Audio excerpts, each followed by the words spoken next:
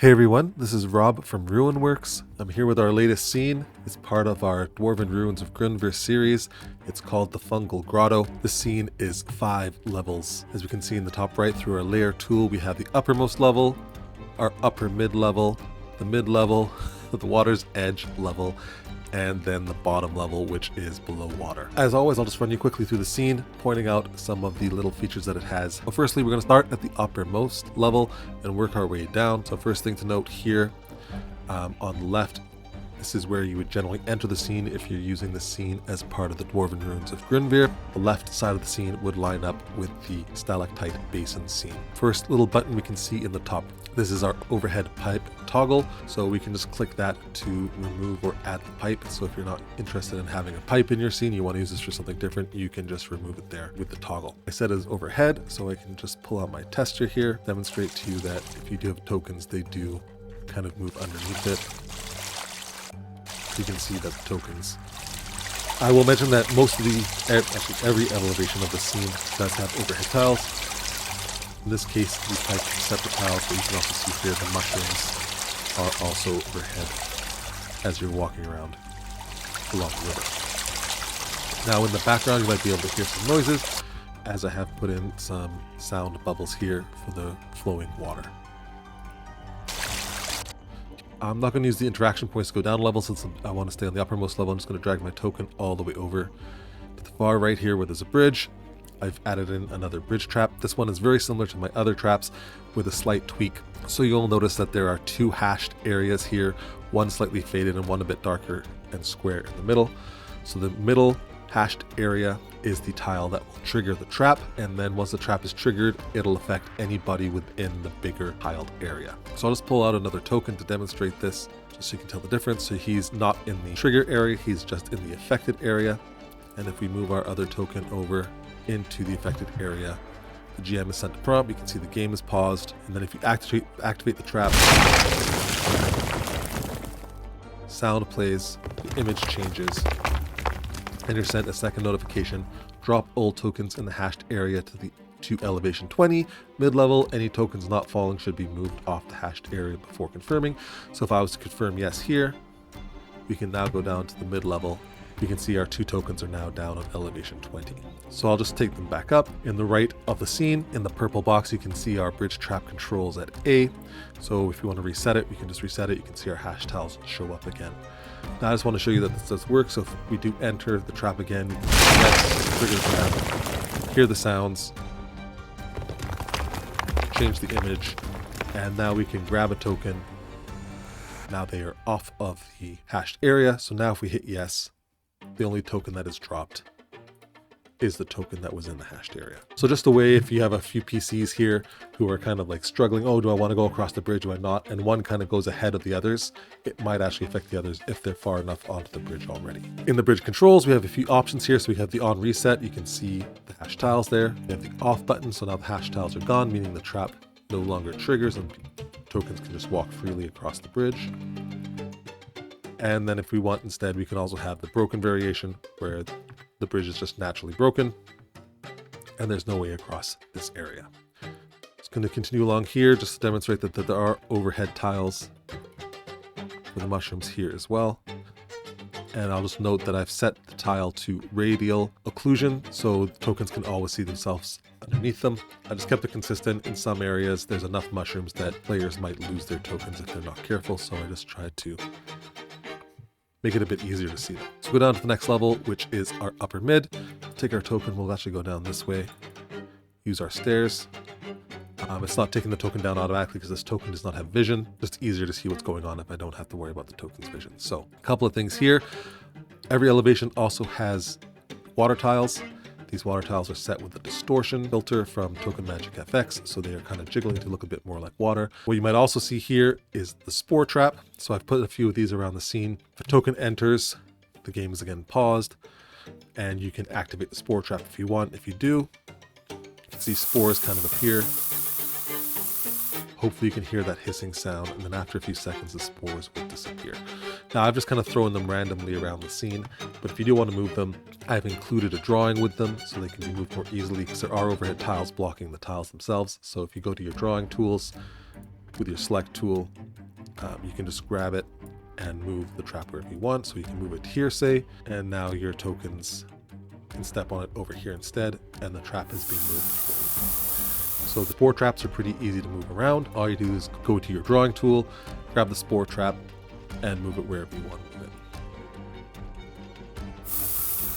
Similar to my other traps, damage is not automated for this, just so it can work with numerous different systems. And again, we can see we have overhead tiles here again. So this little room is part of our upper mid-level. We do have another section over here which has a bit more going on. Just note, again, overhead tiles. Place another spore trap up in this corner. Little spire when anybody steps on it.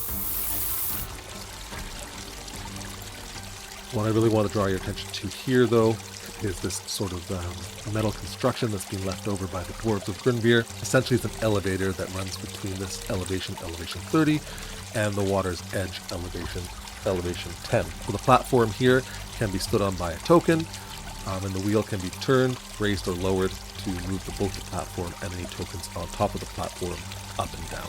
So we have our token over here. He's going to be the one activating the elevator by the interaction point, so you can ask to turn a wheel, and then you have to select whether you want to raise or lower. Since it's already raised, we can lower it. If we hit yes, the wheel turns, we can see elevator platform has become darker, indicating it's being lowered, and if we go down to water's edge level, we can see the token and the platform are both at the water's edge level.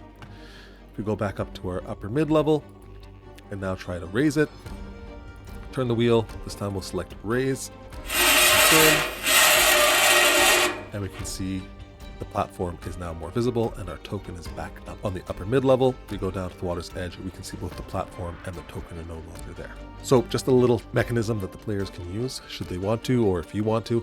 If you don't want to have this being used, you can also toggle the elevator interaction point on and off. So if you do that, you can see it disappears and tokens can no longer click on anything here. So the elevator essentially is jammed and can't work. I included this again.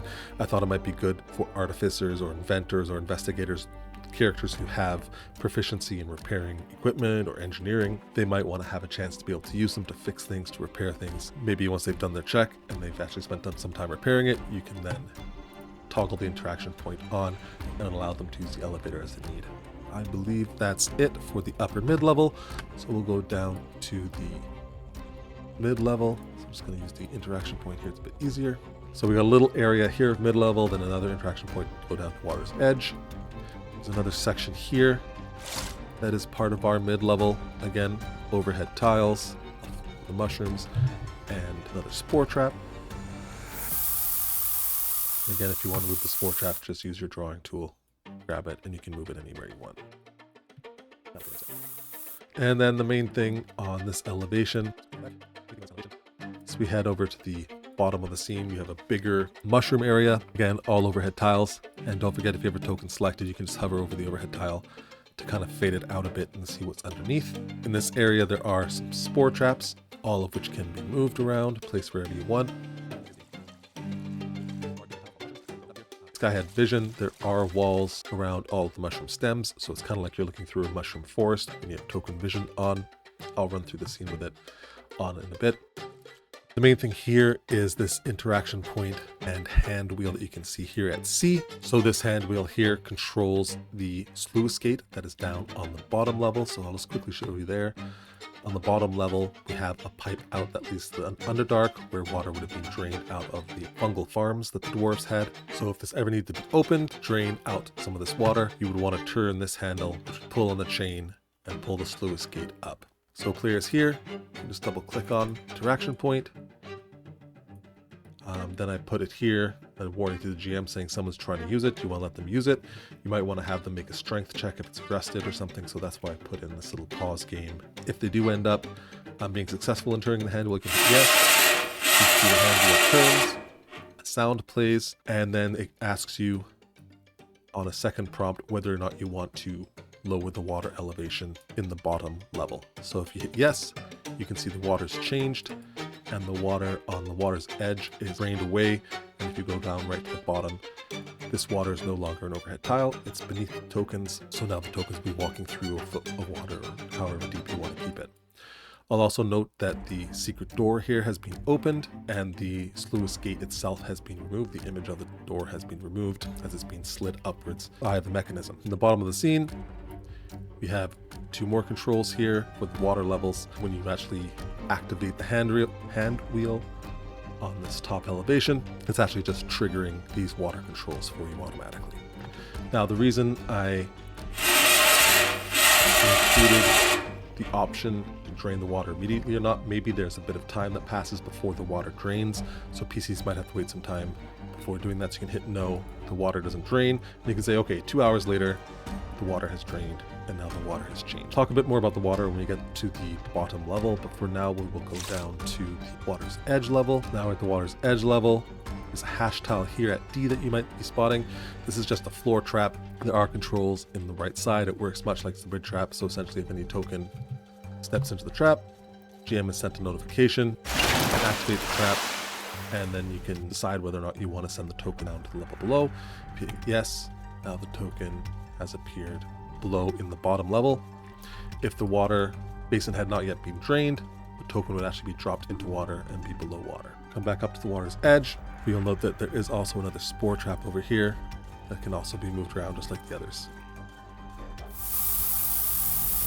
Okay, so that's 4 out of the 5 levels. Let's go down to the last level. Just a couple things over here I'll go through. So hopefully you can hear in the background there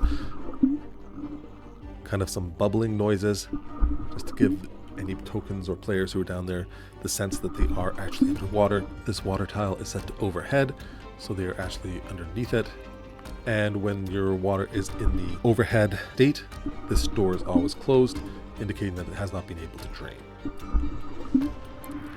There's also an option here to cycle the bottom ground.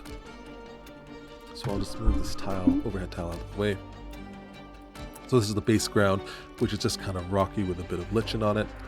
But if you were to cycle the bottom ground in the toggle here, it kind of adds in a bit more fungus or moss or underground growth. I thought maybe this is where some sort of dangerous mold or fungus might have started growing before moving up into the upper levels of the scene. I've also added here, a bit difficult to see, but there are these little burrows, a hole here, a hole here, where some sort of sea serpent might be, or sea snakes, eels, something like that. Other creatures might be hiding beneath the water. And in this variation of the floor, you can also see there's these little pustules, these little eggs, and if you look more carefully in other locations. So just of note here, when you have a token under the water, you should be able to see the tile over top and hear the bubbling sounds of the submerged sounds. When you do hit the basin drained, you can see our token is now above the water as opposed to below it, so they're kind of walking through, 6 inches to a foot of water instead. And if we go over to our audio tools, you can see all the sound bubbles that were previously providing the underwater sound have been turned off. So what I'll do now is I'll just quickly run through the scene with a token just so you can see what it looks like.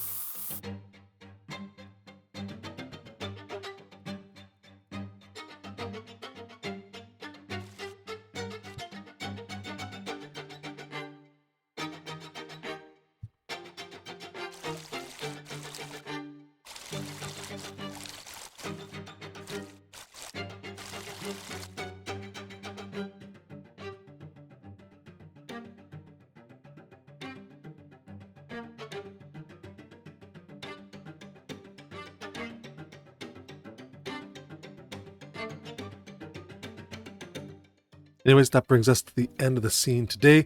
I hope you enjoyed it. Let me know what you think. I'll just mention the scene was quite large. It's 48 by 35. So I hope you understand 5 levels, 48 by 35, each with water tiles and each with overhead tiles. To take a bit of extra time, we're still going to get you out a second scene for the month, but might be a bit smaller than this one. All right. Cheers, guys. Have a good one. Bye for now.